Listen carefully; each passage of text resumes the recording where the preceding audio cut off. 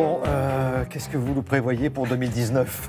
Déjà, avec l'année qu'on vient de passer, les magazines de ce début janvier essayent de savoir comment ça va tourner effectivement en 2019. D'abord, Région Magazine fait son titre principal avec une phrase qui résume tout. De la COP21 aux Gilets jaunes, 3 ans après, le vrai bilan, il y a 3 ans, le monde entier, en effet, réuni à Paris, se promettait qu'il allait tout faire pour l'écologie. Et aujourd'hui, la contestation des Gilets jaunes a démarré, vous le savez, à cause de la fiscalité écologique sur les carburants. Alors, oui, les prix du gaz, du fioul, du gasoil ou de l'essence ont augmenté, vous voyez ce schéma. Et oui, il y a beaucoup de taxes sur ces carburants. Pourtant, non, ça ne devrait pas être considéré comme anormal dans la mesure où tous ces carburants contribuent fortement au réchauffement climatique, estime le journal. Seulement, le problème, c'est que l'effort fiscal n'est pas forcément réparti de manière juste selon Région Magazine, puisque le salaire des ouvriers et des employés n'a augmenté que de 1,5%, alors que les prix, eux, augmentaient de 2,2%.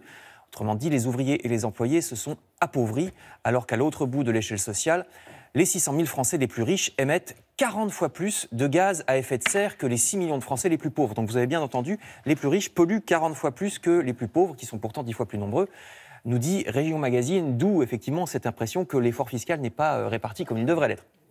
Le nouveau magazine Pour l'Écho relaye cette idée lui aussi dans son numéro de janvier en se demandant en couverture si notre système d'imposition est juste ou injuste. Alors attention, c'est vrai que la France collecte beaucoup d'impôts, mais c'est vrai aussi qu'elle redistribue beaucoup. Nous sommes un des pays où il y a le moins d'injustice sociale, où il y a le plus d'aide sociale, qui donc contribue à réduire les inégalités. En revanche, là aussi, tout est question de répartition et de justice de l'impôt. En effet, on oublie souvent que l'impôt qui rapporte le plus, c'est la TVA.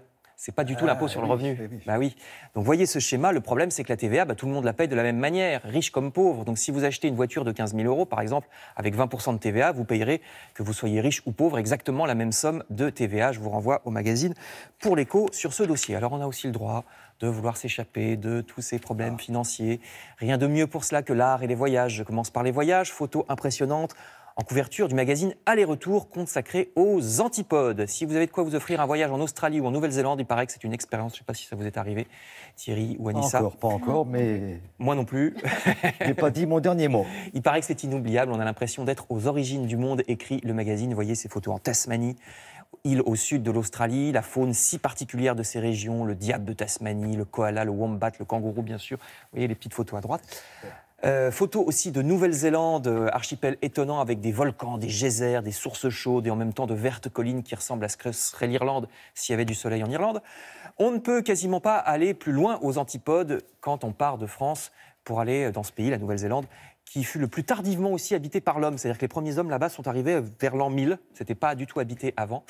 Donc rendez-vous dans le magazine Aller-Retour pour découvrir la Tasmanie ou la Nouvelle-Zélande. Enfin, je termine avec de l'art. Le magazine Connaissance des Arts publie un agenda des exploits à ne pas manquer cette année, parmi lesquels j'ai retenu, regardez, ce très étonnant peintre, Jean-Jacques Lequeux, juré contemporain des surréalistes de Magritte, 1920-1930. Pas du tout, il peignait dans les années 1820. Donc bien avant le style qui s'est imposé, vous voyez, on n'a vraiment pas l'impression que c'est l'époque où Napoléon était encore vivant, pas pour longtemps, mais il n'est pas très connu, alors courez le découvrir au Petit Palais à Paris jusqu'à fin mars. Et l'exposition sur l'art du dessin aussi présente quelques œuvres de ce peintre jusqu'au 11 février. Cette fois, c'est au Musée des Beaux-Arts de Rouen.